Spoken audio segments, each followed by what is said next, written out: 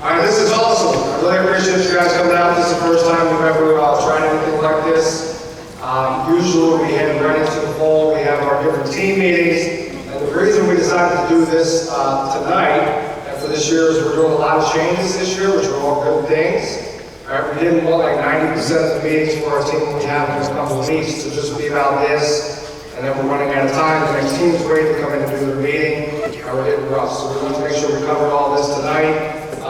Tonight's really about the player, so like individual development, along with program stuff, and then the team stuff is going to be the next couple of weeks. I imagine later this week, this coming week, we'll send out that email with the team is going to be. And if you travel a long time to get here, I apologize, this is like the best location. Again, this is the first time we tried it. We're trying to find like a central location. So some of you guys might have lucked out, which is probably 20, 25 minute drive or so. All right, the first thing we're going to do is, like I said, it's going to be program and individual tonight. The next meeting is going to be more so about the teams. The speakers tonight, I'll just kick it off. I'm going to try to keep it within 20, 25 minutes. So at the end, after all the speakers are done, everybody can walk around and meet some of the guys over here. Larry Mosley is going to speak next after me, and then Dr. Andrich. His son actually plays here now. He's going to be on the 10U West Side team. Some of the East Siders, I already saw some of the vision stuff that we got last year. He's the mad scientist behind that, so we're kind of explain what all that stuff is and how we're going to try to use it on the different sides of town this year. Then we have Ms. Heather Clapacs. She's our performance director. She's going to talk about what she's doing. It's going to be a 2-week period with free training for all the force guys here in the fall. Dr. Udelf, our sports psychologist, will be talking, and then we're going to wrap it up with DJ Santiago. He's going to be talking about college mentorship. One thing, and this isn't coming up for a little bit, but I do want to kind of cover the way this is going to look this year. Players, this is important because I want you to know where you are as far as your timeline and make sure you're ready for this. But we are going to begin 8U and 11U in January, so as soon as the New Year's hits, that following week is going to be the beginning for 8U to 11U on all sides of town. Same thing as last year, we'll be coming in 2 days a week. One day is going to be 1 hour. Weekend day is going to be 2 hours, and that's going to be 12 weeks. So the way we used to have it was, I think it was like 18 weeks. You'd either pick full 18 or 6. And the problem we had with that was that we would start in like November, guys were kicking butt, and then all of a sudden the guys were coming in January, and then picked up the ball in 3 months, which is not so much the issue. It's that we had other guys that were 2 months in and they're turning and burning and ready to go. So we're going to try to make sure it's kind of all on the same timeline. And that way also, it's cheaper for the guys that you probably saw parents from last year. It's cheaper than last year for doing the 18 weeks. So that way, if you want to pick up some lessons, that way you're not breaking back to do some of the extra stuff you guys want to do. 12U to 14U is also starting in January, except they are about 5 hours a week. One of the days will be 2 hours, the other will be 3. 15U to 18U plus 14U freshmen will begin second week in November, go through the third week of February, 2 days a week, 5 hours a week. Team practice, same timeline, it's going to be in that 12-week scope. 8 through 14 starts in January, ends the last week of March. 15U to 18U, second week of November, goes all the way through the third week of February. Only break is 2 weeks for the holidays. All right, first thing, I'm going to cover this quickly because, like I said, for academy, we have a little bit of time. But there's probably a sign of relief from returners. We're not using the easy facility for academy booking this year. We are going to use our website. It's a little bit easier to navigate and it has the same functionality. So this is the way it will look. It's not available yet. But basically it says, I know it's on the West Lake, Broadview, East Lake, Fairlawn. You pick the day of the week, you click it, it'll show you this. And then you pick the day, it auto-populates after you put it in the first time, you click booking, and so forth. For players, I do need you paying attention to this. In about 5 minutes, I'm going to start listing some of the players to get your pictures taken, but I do need you paying attention to this because this is all about you guys. We are doing a player check-in for anything, anytime this year. What we kind of felt last year, I kind of got the idea from my daughter's school. My daughter's in first grade now, so I'm kind of learning the way they organize things and how they keep in contact. So I thought about it. My daughter's principal didn't know when my daughter was there, what days she missed, how she was doing in school, what the teachers were saying immediately. That would probably be a little bit trouble. So I know this is a little bit different, because they're not here 5 days a week. But we do want to make sure that for our knowledge and also for the head coaches, once we start going into the season, the head coaches can see when they were coming, they've been doing lessons. Now, obviously, I can find that information all as can, but it's not in one place. I have to call the team coach and say, hey, this last week, we had a day, we're on easy facility, you have different lessons. So this way, every time the player comes in, he's going to check in. Players, it looks like this. We're going to hit. This little one goes. So we're going to hit check in. Kind of fancy, so it's over to go. We're going to hit check in. And what that's going to do, essentially, it's going to show a little drop down. You're going to pick your name. And then it's going to give you the option to say, okay, I'm here for academy, team practice, lessons, whatever it may be. You hit submit, that automatically goes to a Google sheet. We then know who's there. We go back and say, okay, Johnny went to all the team practices or whatever it may be. Or mom and dad have a question, hey, Johnny's been struggling. We go back and say, hey, he hasn't been here in 3 weeks, but you can show us getting up for team practice with the dad. Next thing, which I'm guessing is not to show either, is the grading. That is going to be done every single night for Academy. This is kind of like a beta test, so it may not always work all the time as far as like actually having the habit of Academy go to the login. But what we do is we go in there, we find the player. It's pretty quick. We say, okay, testing tonight, he was at 68 miles per hour pad exit, 67 for pro hop. His effort was 5 stars, attitude 5 stars, submit, and then we know what that guy did that day. And the coach also does have to say, okay, it was me that did this evaluation. That way we see if there's any subjectivity, hopefully there wouldn't be. But also for the team practices, Coach Campman is doing the academy at Eastlake, and some of his guys are on the Broadview, he can see that sheet and see that a couple of his guys may have been moving around a little bit. And call that coach. It's not really going to be public information.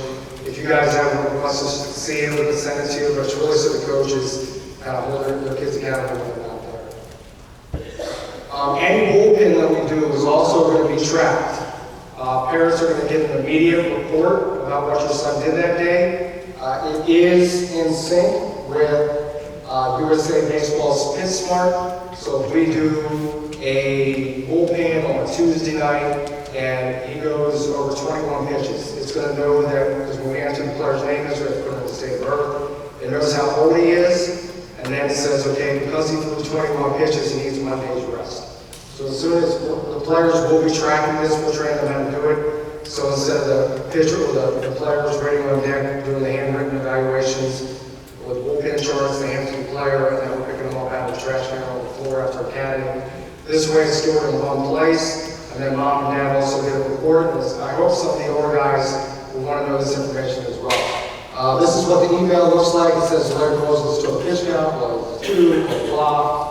Here's his total strike percentage. He threw 1 fastball, 1 changeup, so the breaking balls, and then it'll also show you if you need to take a day or 2 off because of that. And then we can also, before the season, log back in and say, okay, Johnny threw X amount of pitches during the winter, whether it be team practice or a lesson. He threw 62% strikes. So it adds a little bit more concrete data as we go into the year.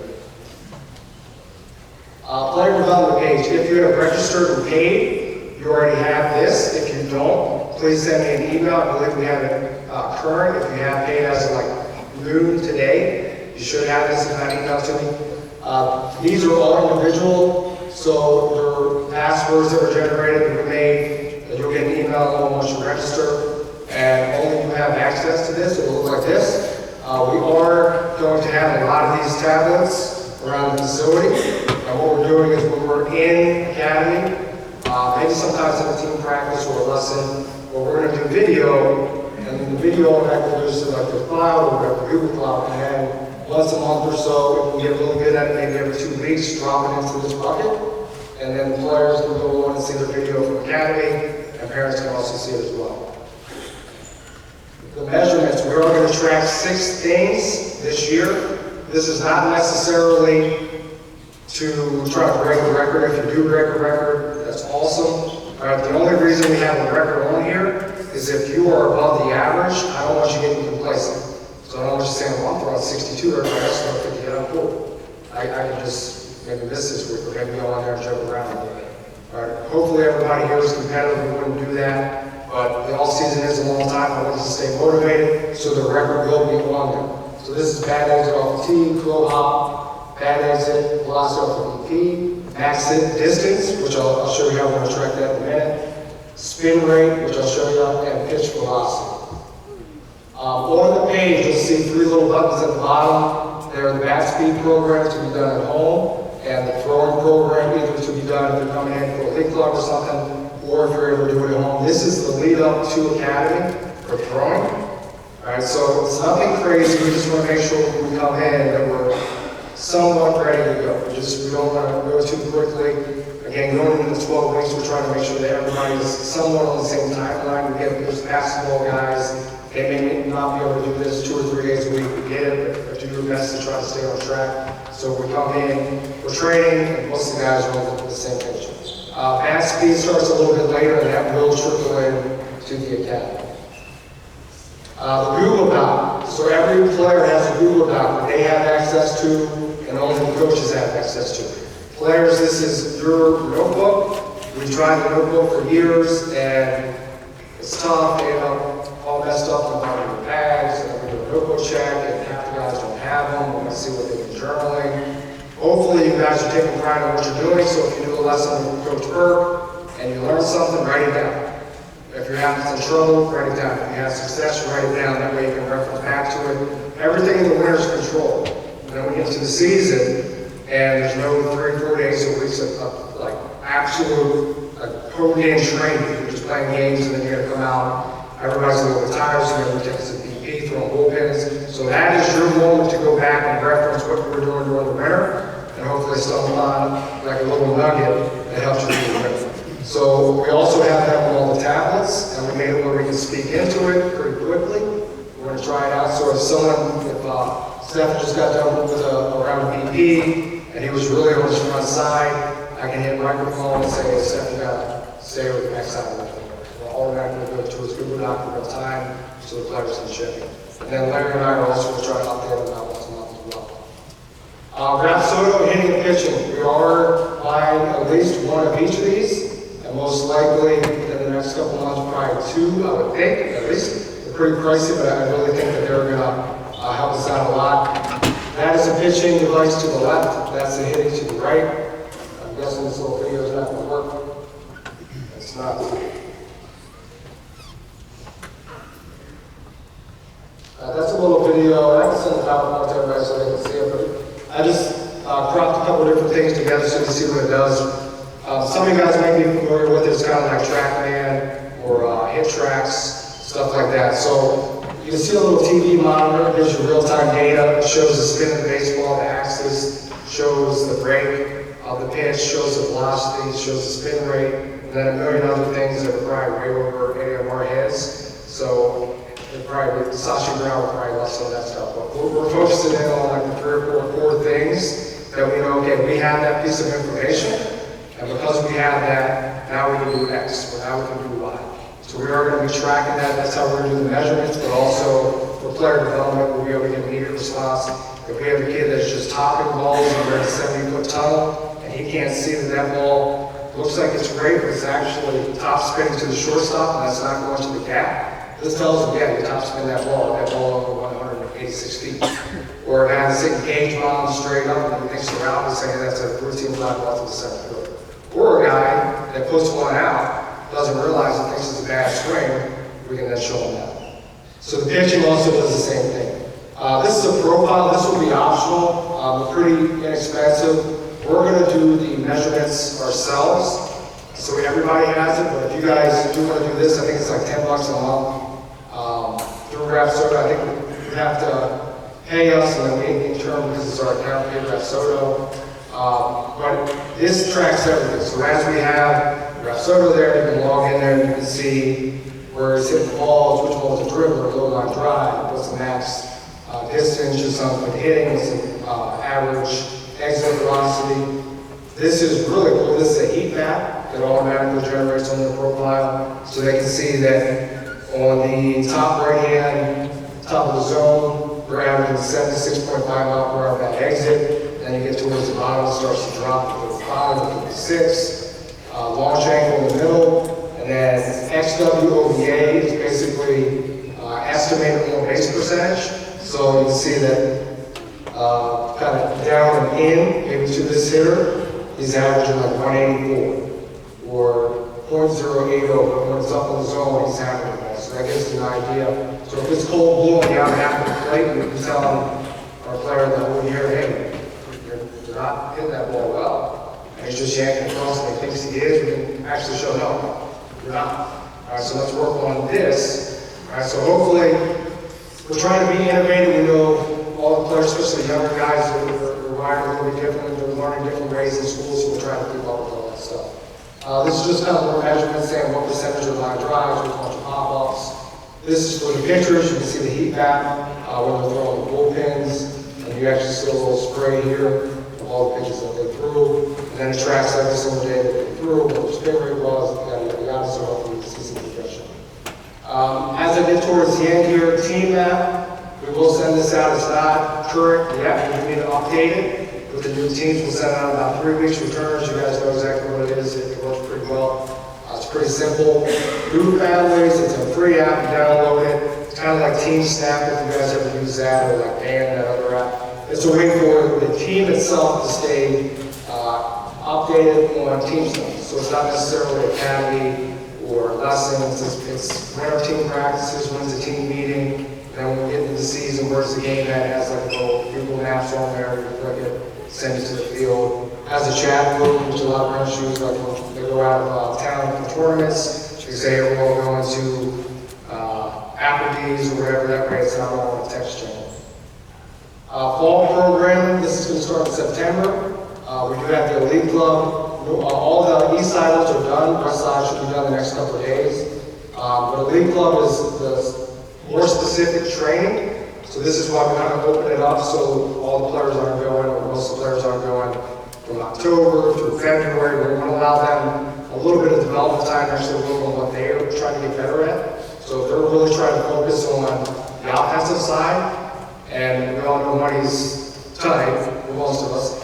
All right, so you can't just say, man, we locked down $1,700 and then all these lessons and Elite Club. So we took the cost down a little bit. That way you can plug in and get some of the specialized training before the season begins. College Kickstart, that's something that we're doing this year. We're doing 2 one-hour meetings, and I will send you the information so you know exactly what the meetings are. That's individual with the player and the family. And then we're also doing videos, which some of the players will not sure have the videos already online. Profile, we do have a 4K camera. And we also have, with the Rapsoda, the option, if we have 16 new players, this is 2021, and we do this video, we can put that ball at 386 feet when you hit it. So rather than just another video swinging in the cage, we think that came off pretty well. We actually showed the college coach in the bottom corner that came off at 90 miles an hour, and that ball was out. Or most of the swings are somewhere between 85 and 90 miles an hour. That way it's not so much guessing. The college coach actually has a little bit of improvement. What we're going to do before I turn it over, with, and I'll be around as well during the course of the night and afterwards. For the next, I think, week, Drew set it up where there is a coupon code that we'll send everybody.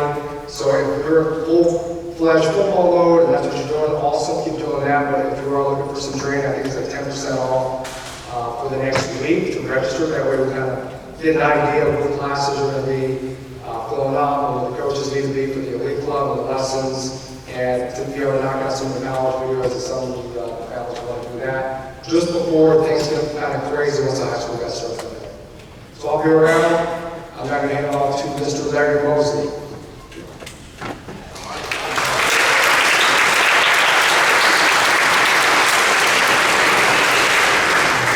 All right, welcome. Hey, thanks again for coming out tonight. All right, it's Sunday.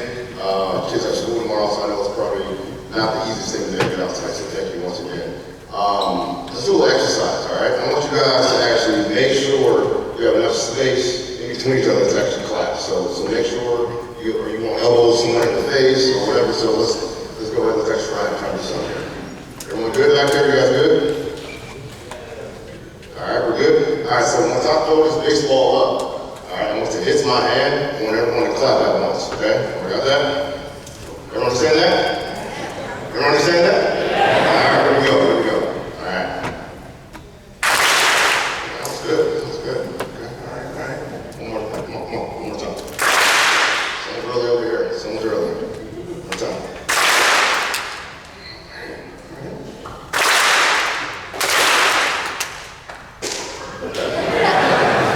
Jesus Christ.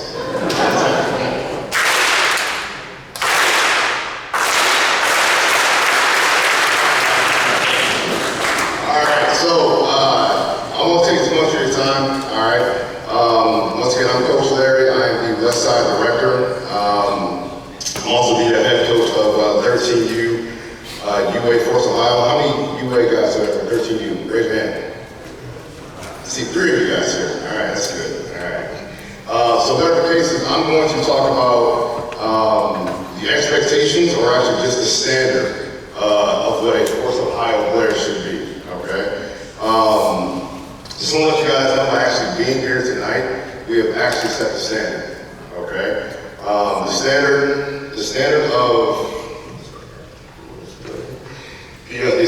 of being a Force Ohio player, it can be a little subjective.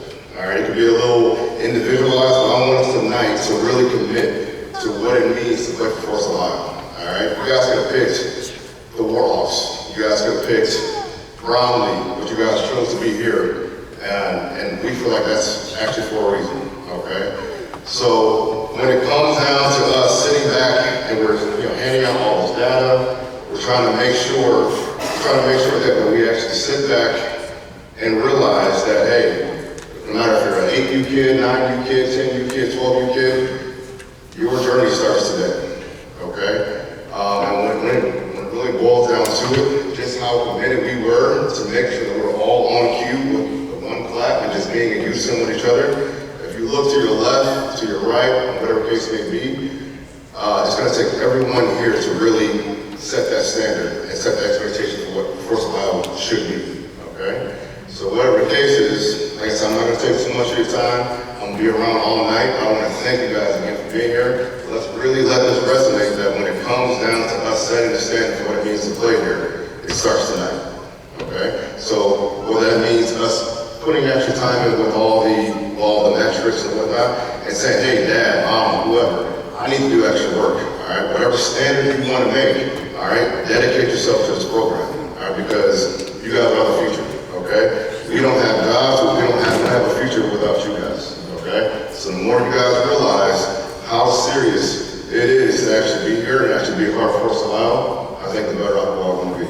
All right, so once again, I'm not going to take too much of your time. I'm happy to see everyone. I'm seeing a lot of kids in here with crutches right now, and I'm not too happy about that. So, but whatever the case is, all right, stay healthy. I look forward to training with you guys, and thanks again. All right.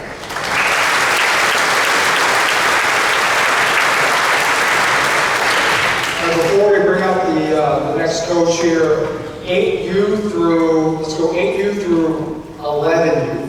Players only. If you guys can stand up, you're going to make your way back through that door right there for your picture.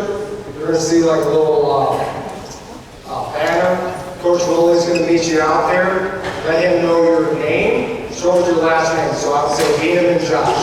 That's the way we have it organized. So 8U through 11U, as soon as you're done, make your way back in. The next coach we have up here, and he has better resumes than all of us, but he likes to be called a coach because he's in the development of athletes, and his niche is vision. He does a lot of stuff other than sports vision. But I met him about this time last year.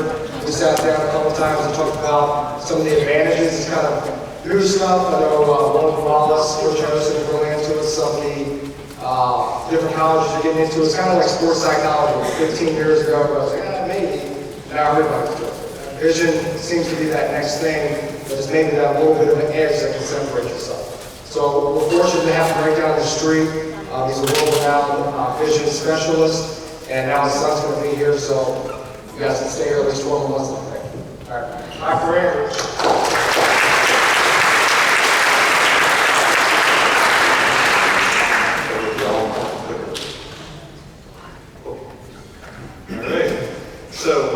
a few minutes tonight talking about the importance of vision and baseball. So let's make sure we get the right clicker going. There we go.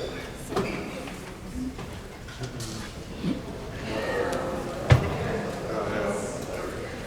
Okay, there we go. So as Josh mentioned, I'm an optometrist. Currently working with the Cleveland Monsters, Cleveland Gladiators, who are on a little bit of a hiatus while they renovate the queue, and Forza Bio as a vision coach. So I'm also doing a little consultation work with the Indians, which is cool. So the big question tonight is, how does a player that's successful 30% of the time get a ticket to the Hall of Fame? I mean, that's a pretty low success rate. Well, the answer is pretty simple. Hitting a round object with a round object is pretty difficult. So we want to talk a little bit about how you succeed in baseball. Well, there's quite a few ingredients in it, but some of the main ones are you have to have a high level of athleticism, you have to have excellent mechanics, you have to have a strong mental game, but you also have to have good vision. So why is vision important? I was watching the big Buckeye fans. I'm watching Ezekiel Elliott narrating their competitiveness, agility, acceleration, vision. They're actually grading his vision. They're not talking about, oh, is he 20/20 visual acuity or what's his vision for the future of the team. They're talking about how well can you see that hole opening up that he can run into. So vision is something that talent evaluators are actually looking at and grading. So to put it into action for you, at a major league level, a 95-mile-an-hour pitch, it's going to travel 60 feet 6 inches. About 12 feet after the ball is released from the pitcher's hand, the batter will fixate on the ball, meaning his eyes will lock onto the ball. At about 30 feet after it's released, the batter has to decide if the ball is hittable. If it's hittable, you actually start your swing 25 to 30 feet before the ball reaches the plate. So a typical pitch is 95 miles an hour, will reach home plate in about 0.43 seconds. An actual swing takes about 0.2 of a second. So if we do simple math, 0.2 of a second to decide where is the ball, tracking the ball, and then making your swing. So you have a lot of decision-making, anticipation that has to go on. And then the other thing is you can see at the bottom there, if you actually blink, a blink lasts 300 to 400 milliseconds, so that's about 48 feet. So if you blink, you're going to get smoked. So there's a little bit of a myth out there on what is good vision. 20/20 visual acuity is not enough to succeed in baseball. I've evaluated players of all different levels, and you can see really at the highest level, they have 20/20, 2015, and even 2010 visual acuity. But that's not the only thing. We have to look at eye tracking, eye teaming, depth perception. I worked with a baseball player who had intermittent trouble with his eyes teaming together, and it's causing some depth perception issues, which then consequently affected his ability to hit reliably. Anticipation, timing, peripheral vision. The key to understanding this is all of these skills are trainable. So where do you start? Comprehensive eye exam with your local optometrist or ophthalmologist. Sorry for those of you that think it's a comprehensive eye exam with a school nurse, but it's not. Those are good screenings, but you want to go see your local optometrist or ophthalmologist for an exam. They're going to tell you if your eyes are healthy, if you need glasses or contacts. Another step would be to do a sports vision screening performed either at the course location or at our office, the vision development team. This is a type of assessment that will look at these functional vision skills in a screening format. And then a third level would be a comprehensive sports vision evaluation, which would be done at my office. And basically, we're looking at a comprehensive look at all of the functional vision skills for your specific sport. So vision training with the course, as Josh mentioned, you can see all of the awesome equipment that they've invested in, and they've invested in some vision training equipment that some of the major league teams aren't even using. So they've already incorporated this vision training into their baseball drills.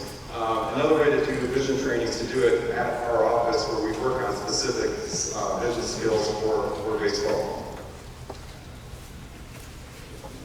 Okay, so the cool thing now is technology has really blossomed incredibly as far as what's available for technology. We have these cool databases where they take your information, plug it in, see how you perform, and we can compare how you perform to, say, a major leaguer that plays third base.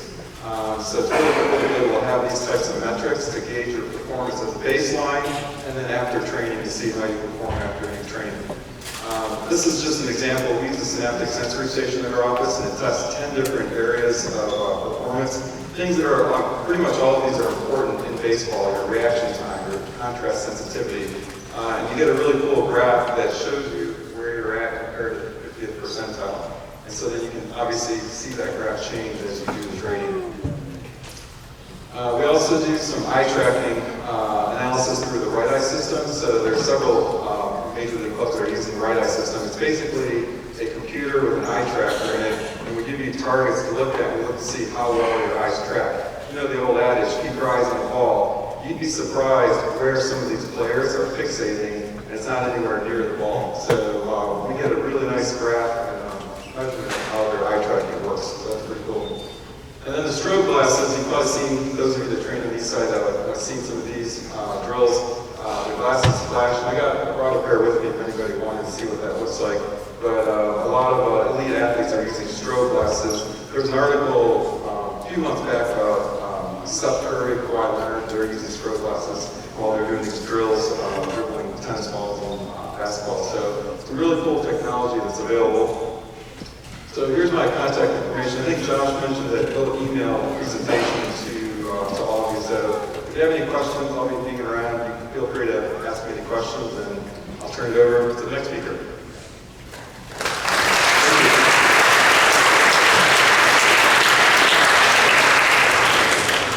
Before we move on, let's have 12U through 14U. 12U through 14U, and as soon as you guys are done, I head right back up. So it's going to be through this door, you'll see Coach rolling right back.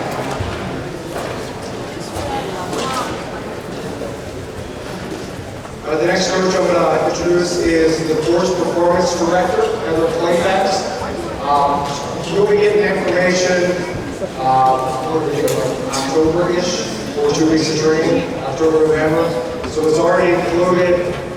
You're playing here, all the players are coming for 2 weeks if they're able to, and train with her and the staff. She's going to talk about a little bit about what the boys will be doing, and then other stuff that the performance department does. Heather Clapacs.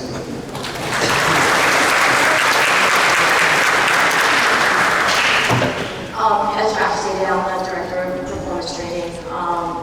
But it's another piece of the puzzle. So from your skill stuff to your vision training, to your sports psychology stuff, for the training department. So I know we've done a couple things in the past where we've offered, I think it's been 2 days of training with us. And a lot of it has been speed and agility. Not a lot of it has touched on strength. As I talked to Josh and Larry in the last couple weeks, we want to make a big impact in the strength department. So you'll still see a little bit of movement and speed training, but a large part of it is going to be actually learning how to transfer power, learning how to transfer energy, and all that good stuff. So I'm sure you understand that strength is a huge portion of any athlete. From a baseball standpoint, improving body control and stability through getting all your muscles to fire at the same time is super important. I know it sounds like, oh, my body should just do that. That's not the case. Learning how to connect your core through your shoulders, through your hips, to throw a ball or hit a ball. We do a large part of that in the beginning of all our training. Power, obviously, is a huge portion of hitting, throwing, running, and all that stuff.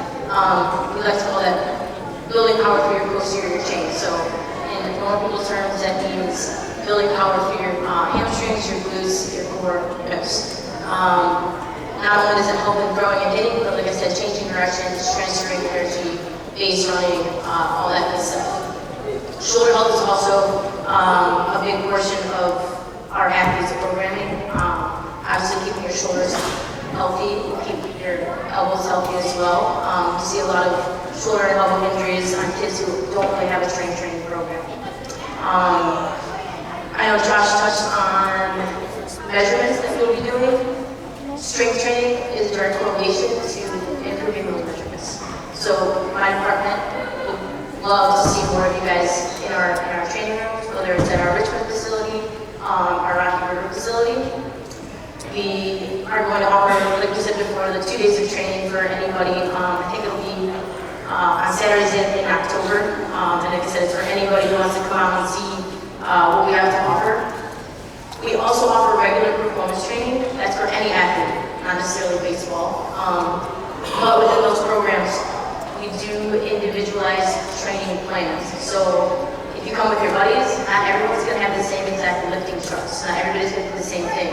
Because you may be stronger or weaker, but your buddy's not stronger or weaker. So it's all individualized. We designed that program for the free evaluation that any athlete gets coming to us. The evaluation is free. That doesn't mean you have to sign on and train with Force Performance. It's a great way to understand where your weaknesses and strengths are and how you can build off that and become a better baseball player or a better athlete in general. I don't want to take too much more of your time. Everybody should have had or gotten a handout from when you guys signed in. So it's our trifold pamphlet, which is just kind of a general overview of all the programs we offer. So we offer youth training, which is our Athlete 101, which is our 9 to 12s, and then we offer performance training, which is for our 13 through high school and then through college. Any athlete is allowed in those programs. We would just like to be a larger contributor to maybe total. Thanks.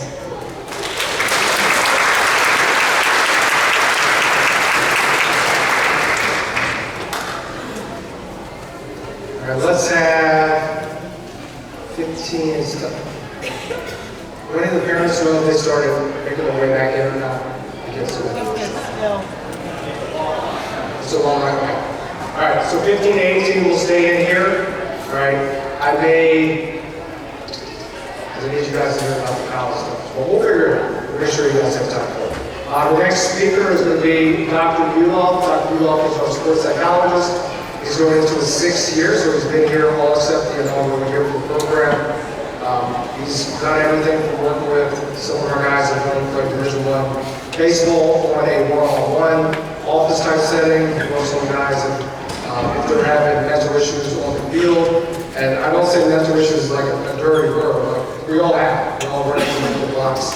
I know I had my fair share when I was playing, so I just use that as a loose term that we all go through it.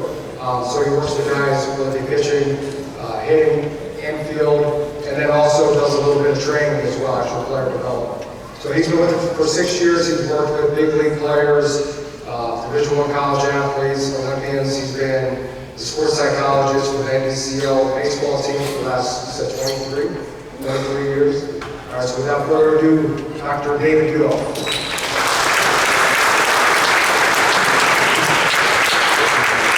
Thank you, Josh. Thank you all for coming out here tonight. I can't see any of you because the lights are in my eyes. That's probably a good thing.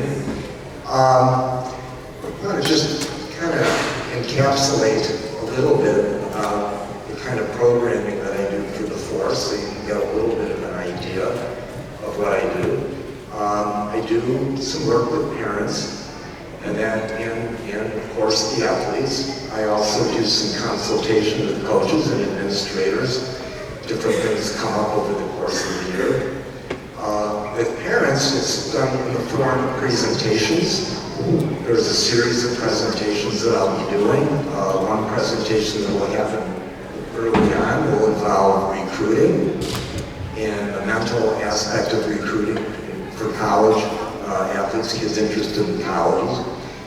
And some of the things to be keeping in mind, because you can make a very good impression when you're getting recruited, and you can make a very bad impression by how you handle certain things. So that's going to be my part of what I would be doing for the college recruiting thing.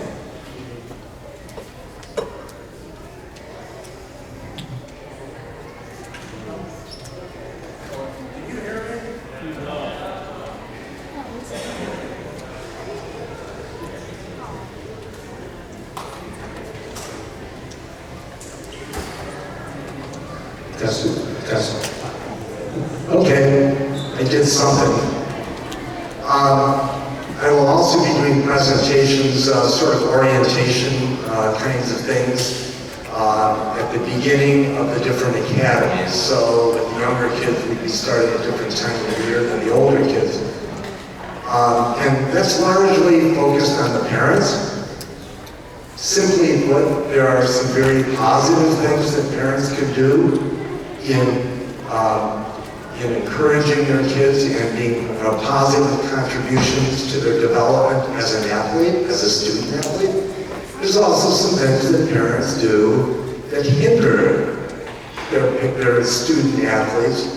And I want to be going over that because I'm seeing a lot of, you read about it in the papers all the time, you hear about it all the time. There's certain things that all of us adults do that can get in the way of student athletes and them being able to really take best advantage of their experience in any sport, or for that matter, any extracurricular activity. So we'll be doing that, and I'll also be doing a presentation just as the season is beginning, when the practice times are over and the games begin, and we'll be talking a little bit about that, and largely focused on parental conduct at those games. You want to represent yourself well, and you, again, I think parents want to do things that are encouraging their kids, encouraging their performance, not get in the way of that. So we're going to make a distinction in those kinds of things during those presentations. There's the part where I'll be working with athletes, and there's all kinds of things that athletes do that work in a very positive direction. There are things that work them in not such a good direction. I do a lot with professional athletes in a variety of capacities, and I got to tell you that when you talk to pro athletes and you ask them, what's the biggest thing you work on? They're always talking about the mental side of things. First and foremost, above. You talk to an NFL player, they talk about getting that playbook down.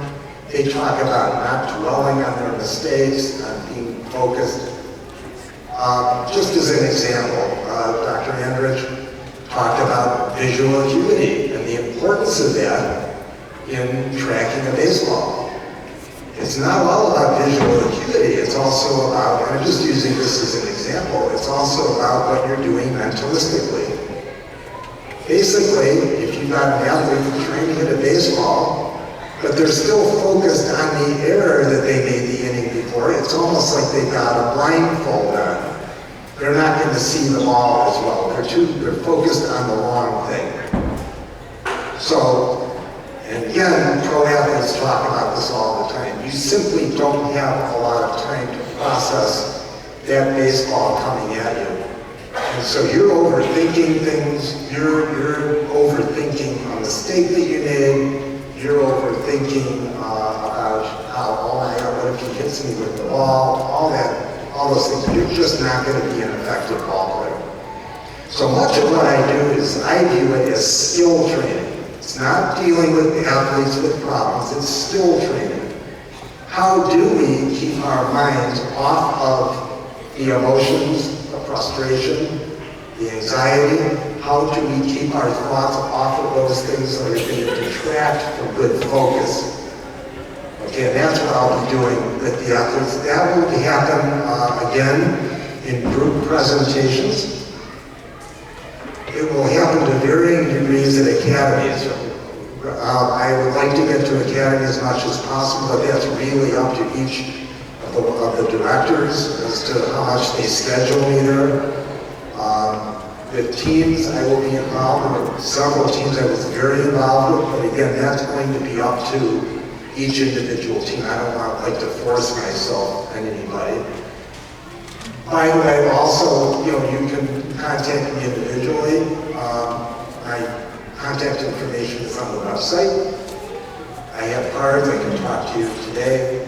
Josh mentioned I do training. I was over there, in fact, earlier this afternoon working with 3 pitchers.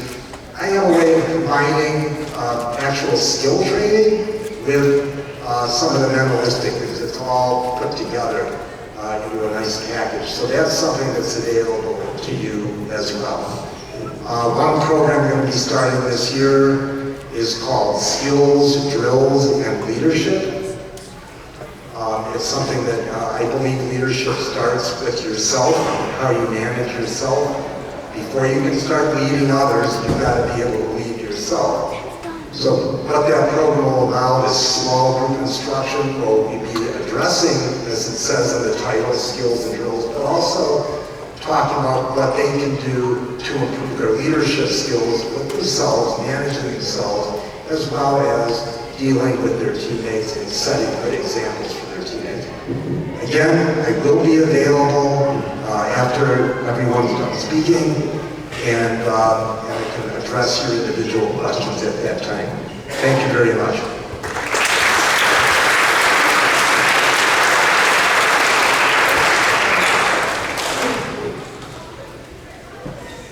All right, before DJ comes up, just so I don't forget, because I know people are going to be walking around after this, I want to announce 3 players. I know they're going to, one of them is for sure. First one is, he's going to his 3rd year at Force, Ohio. Mikey Corsillo just committed to Hiram College. Give him a round of applause.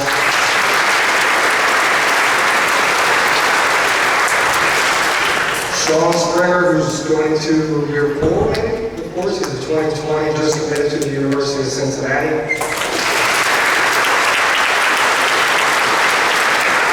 And Weston Gaskins, Bria. Weston, stand up. And Weston in the back. I think a lot of the parents' returners helped out with his glove drive, his equipment drive. I was catching up with him today, and he actually got 12 boxes and shipped them to Kenya, for the Kenya Baseball League. They are starting a baseball league out there, and obviously there's not a big sporting goods down the road.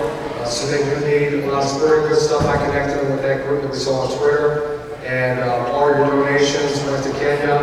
And Russell's actually sent me some pictures. I'll post them up on the internet so you guys can see it. But he just did that just because he's a good dude. He's an awesome kid. I hope I have a son. My son ends up like he was only 16, 17 years old. He took it upon himself to organize that, to make the flyers, to come pick up the donations. He actually got, I think he said DHL to comp it and actually send it overseas to 12 boxes. So there's a lot of logistics and planning that went into that, so I just want to acknowledge Weston Gaskins.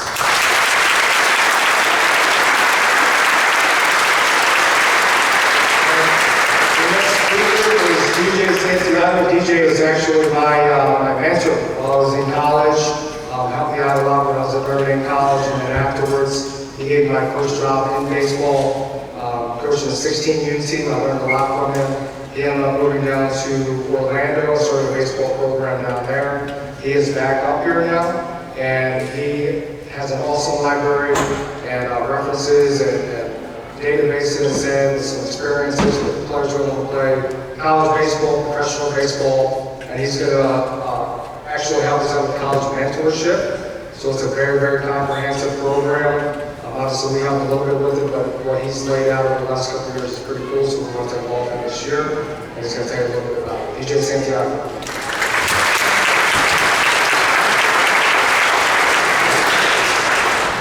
All right. I'm not going to talk as long as I originally anticipated, because I realized pretty quickly that I'm probably the dumbest guy that's going to be on the stage, so I want to make it quick so I can get out of here. Obviously, you guys are here because you want to win, correct? All right, I'm going to ask that question again. Obviously, you guys are here because you want to win, correct? All right. So, winning, I believe, is a habit. And I want to talk about how I've kind of come to that conclusion. For me to do that, I've got to kind of go to the beginning. So the night was June 9, 1995. I'm a 15-year-old young man, out pretty late that night. With some friends, doing some things I probably shouldn't be doing. And my dad usually takes a shower right around midnight, 1 o'clock in the morning. He stays up late. And so here I come, I told all my friends, I'm like, hey, listen, this is going to work out. I'll be able to tip back in. And, you know, like most 15-year-old people, I'll make up some story and figure it out in the morning.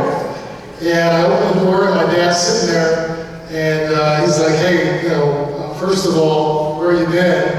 And I left something on your bed. You got to be up early in the morning. And I said, what in the world could you have left on my bed? So I go on the bed, and there's a playing deal. I'm sure some of you guys can remember. They used to put pro tryouts in the sports section.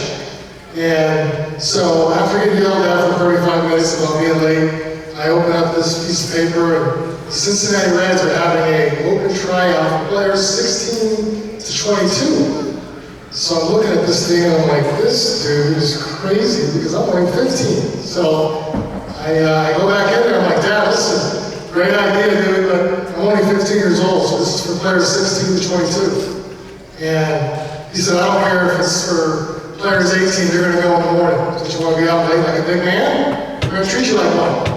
I'm like, all right, so I go to this workout, and back then you had to kind of prove yourself to be able to hit in the workout. So there's about 100 guys there. My number was number 7, I'll never forget that day. And you have to kind of go through a defensive evaluation first, and then they allow you to stay and hit and play in the game. And I was the last number called. I wanted nothing to do with this workout, but I guess I had a pretty good day that day. And I stayed and I played in the workout. I'm playing against guys that are 22 years old, 15 years old, probably 145 pounds.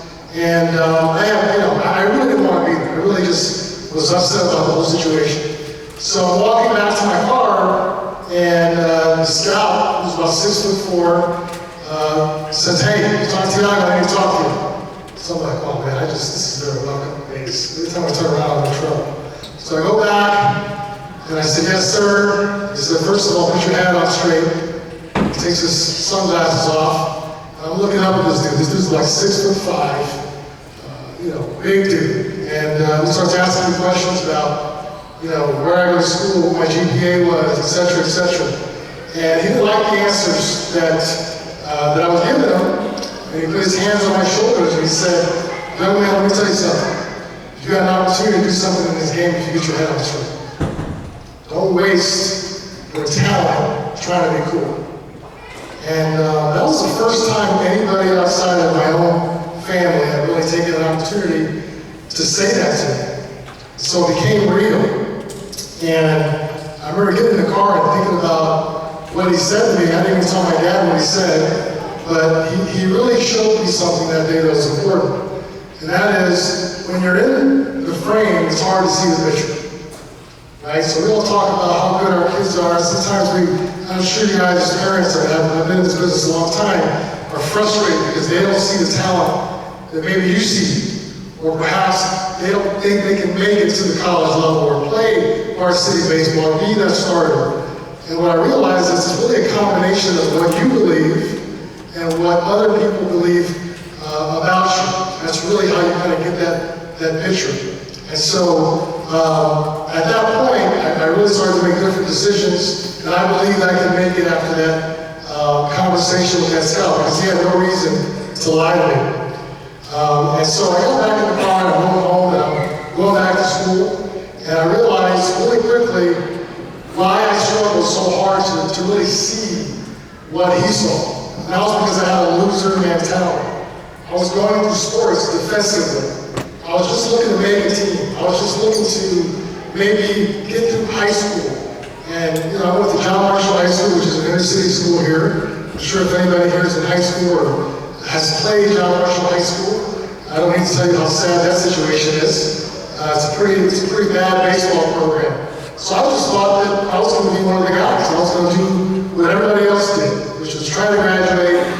Don't get a girl pregnant before you graduate. Don't do any of that stuff. Just try to stay out of trouble. Go get a job when you're 18 years old, and that was going to be the end of the story. So what this particular scout did for me was he helped me set my GPS. And this is something I talk about with athletes all the time, is you have to understand where how do you set your GPS? Well, as you guys know, you probably all got here, I popped the address in your GPS. GPS doesn't work, however, if you don't know where you're at. So being honest about where you're at after you find out what your potential could be is a tremendous way to kind of get through the process. So for all of you here that are 8, 9, 10 years old, you may be thinking about college baseball. If you're 14 or 15 and you're thinking about college baseball, you have to find out where you're at today. It's very, very important. You have to, if you don't know what your 60-yard dash time is, if you don't know what your pop time is off the top of your head, it is very, very hard for you to navigate through the process. And so, going through that journey with that particular scout really helped me understand that. And the first person in my family to even go to college because of that conversation I had with that professional scout. Here's a great question I like to ask parents, because I know this happens to me. Has anybody here ever been, how many of you guys would say that your son perhaps has been misevaluated one time or another? Maybe not given the grades that you thought. Maybe you put on the wrong team. Maybe you put on the B team when you should have been on the A team. I'm sure a lot of you have gone through that process. And what I'm going to tell you right now, if you're really serious about pursuing college baseball or baseball at the next level, is this has been going on for a long, long time. I'm going to show you guys some athletes that kind of solidify that statement for me. This guy here is probably one of the greatest athletes, if not the greatest athlete, was cut from his high school team. Obviously, somebody didn't know what they were doing, made a misevaluation, perhaps didn't bring his best day that day of tryouts. Then we've got Mike Piazza, 62nd round draft pick. Who ended up being a Hall of Famer, I believe the first ballot Hall of Famer. Great player. A lot of players were drafted before him. Here's Aaron Rodgers, number 24 pick. 23 people were drafted before Aaron Rodgers. You believe that? One of the greatest quarterbacks probably of all time. Then you've got what people refer to as the GOAT football, Mr. Tom Brady. 199th pick in the NFL draft. So my point is, just because you're not getting the TLC and the love that you might want to get right now, the evaluators have been wrong for a long, long time. And they didn't just start with you. So once you set your GPS, you have a goal, stick to it, you will get this evaluated by somebody in your lifetime. I guarantee you. Now let's get back to what I like to call the 3 simple steps to win at anything you want to pursue in your life. Going to college is winning to me. Only 5% of athletes throughout the course of high school baseball get an opportunity to play at the next level under scholarship money.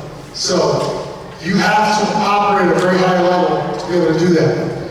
So let's talk about some of these little simple things you guys can start to implement in your game. The first one is you have to have a dream. It has to be clear, it has to be concise, it has to be exact. You can't say, well, I want to make my varsity team. Because that's all you'll do, you'll make your varsity team. And potentially not be a starter, potentially play somewhere else. Your dream has to be specific. A lot of times when I work with players for the first time, I say, what do you want? And the screen goes blank. They don't even know what they want. Well, if you don't know what you want as a coach, I can't help you. So step number 1, at anything you want to do, baseball related or otherwise, is you gotta have a dream. The second one's a tricky one, especially in 2018. All of our young men like to play on their phone. They act like the phone is a two-way pager, right? They don't like to talk on that thing. Secondly, you have to master, in order to get to your goal, is you have to master the art of communication.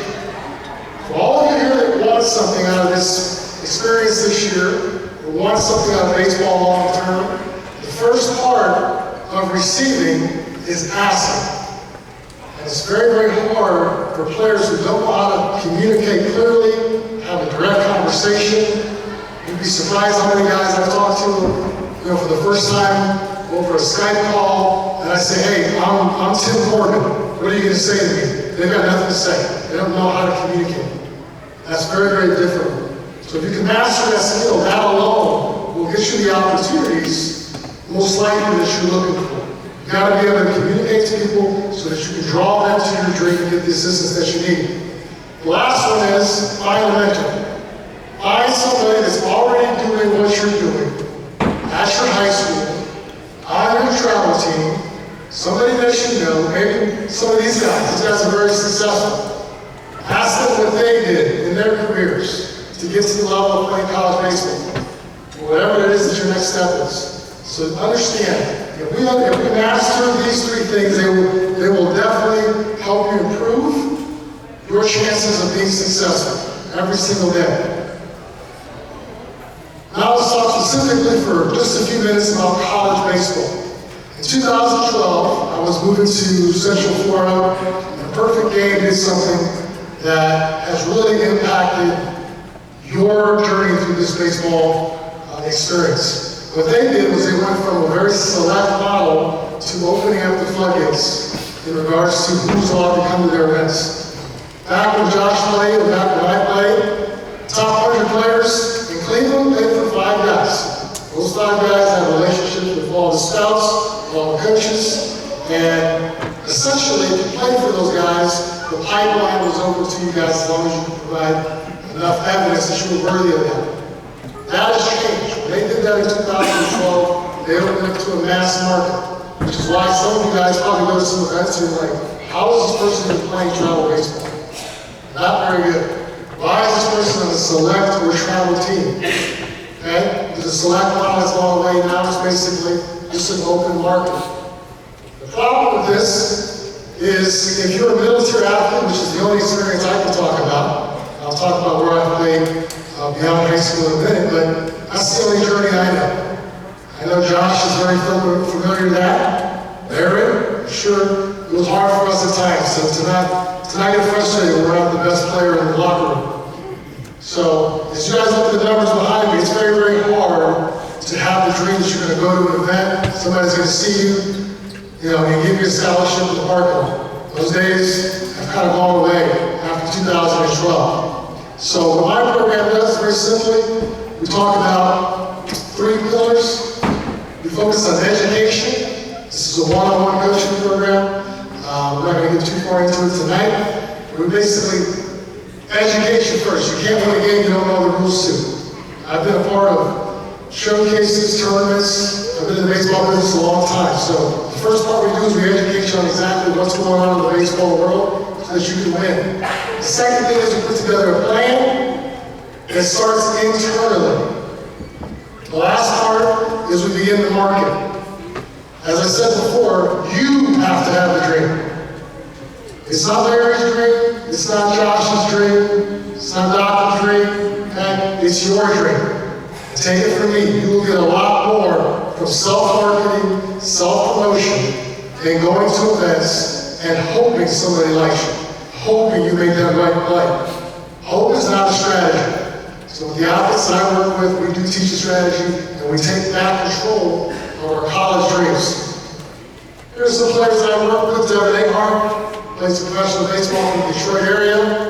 Had a great success run. I'm sure Josh remembers him. Santiago, doing a great job this year for the Tigers.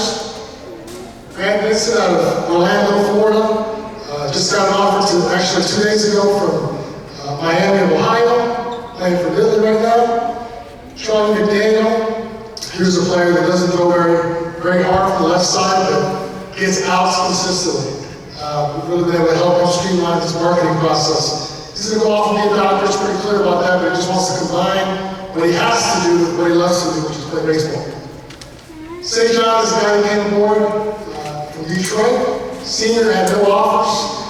Again, high academic, was going to events constantly, not getting any feedback. We talked about it, put together a plan, we started attacking it, and then we played baseball at Brecksville University.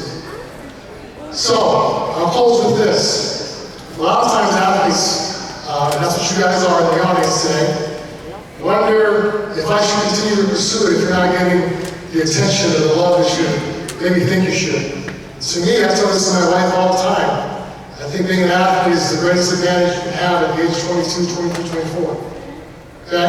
Even if you're a great athlete, most of the athletes' professional careers will be done by the time you're 25 or 26. You still have the rest of your life to pursue that. Let's talk about some people, let's talk about some skills that you actually gain through sports. Obviously, athletes tend to do better academically. The one that really pops out at me is higher self-esteem. Last year, statistically, there were more teen suicides than death by auto accident. Pretty powerful statement. Pretty powerful stat. So, well, I'm telling you this not to depress you. I'm telling you because you guys are doing the right thing. Hold on to this dream. Continue to pursue it. Don't get caught up in Division I. If it's not Division I, I'm not going to continue to play. Okay? There are a lot of guys on the stage who went to junior college, went to NAIA, or whatever the case might be. Keep the jersey on as long as humanly possible. So just imagine if you can master these simple techniques through sports. what you could possibly accomplish. Let's talk about some people that have used sports for all it's worth. I always tell athletes, use the game, don't let the game use you. Let's say it again, use the sport, don't allow the sport to use you. Maximize this opportunity. Dwayne Johnson played football at the University of Miami. This year was the highest paid actor. Not a bad job. Denzel Washington played basketball for 1 year. He played for 4 years. Went ahead and took that work ethic, that idea of understanding high performance. Done a pretty good job. Kobe Bryant, obviously, we all know who Kobe Bryant is, 5-time champion. But the more impressive thing to me is when he got done playing, he continued to use the 3 pillars that we're talking about to win an Academy Award with his first movie. Look for that. Ryan Cashman, I always use this slide because sometimes people get caught up in, well, you know, I want my son to play here, or play there, or be on TV, or be a draft pick. You know, playing Division III, being a tremendous education, offsetting some of that cost through your sport, is a great way to start life with the advantages that we've talked about. Ryan Cashman's Division III baseball player, 5-time champion with the New York Yankees. Still using the 3 pillars he learned inside the game of baseball. So here's a little bit more about my background. I actually ended up getting drafted by the Cincinnati Reds, so that was pretty cool. Later on in my career, and I'm not here to talk too much about me because what I've done in my baseball career at this point is irrelevant. What I'm doing right now is helping athletes throughout the country understand what their purpose is, how they can maximize their sport, and how they can get across the finish line. At the end of the day, getting to that 5% of athletes that actually get you an opportunity to play in college is a tremendous advantage because when you get around the 5%, you never have to go back to the 95%. You might be able to go out and become a great salesperson, make as much money as you want. Perhaps you get an opportunity to have an idea.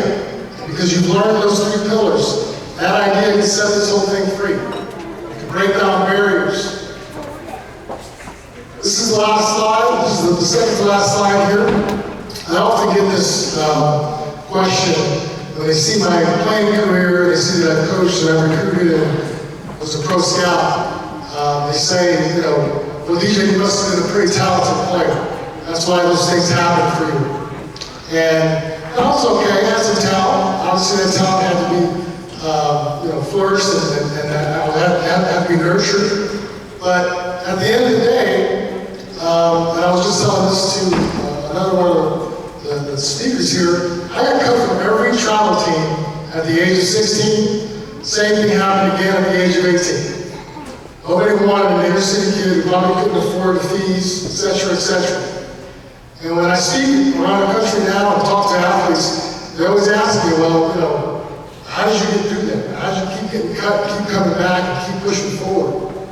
And so this is a picture here of my family, my mom, my dad, my brother. And what I tell people all the time is this is the family, this is the first team I tried out for that I got cut. My mother left our family when I was 2 years old. She has really nothing to do with my life. She's never seen me play a game. I've never had the opportunity to run into her arms after the ball game. Or maybe cry on her shoulders I didn't play very well. Or even have her watch me go to the prom or anything like that. But what I understood at that point, when that happened to me, is my surroundings do not have to define me. I can take that pain and use it as fuel to continue to push forward. It also taught me not to take anything for granted. So that's what I'd like to close with you guys tonight. All you players in the audience, you guys owe your moms and dads a hug and a kiss. I know what it's like to not have somebody in that chair. Last thing I'll say is this only comes around one time. What you're doing right now, please do not take it for granted. All the players and athletes up here would gladly go back and be 14 and 15 again. And retrain and show up early and stay late and work on our game. So this comes around one time. Maximize and appreciate the staff you have here. This is a tremendous opportunity that you guys have this year. I'm glad to be a part of it. I'm going to be helping you guys as much as I possibly can. I just wanted to share with you guys this small message of inspiration that it's not where you're at today, it's where you can go in the future. So by all means, thank you guys for coming out. I appreciate you guys letting me share my story.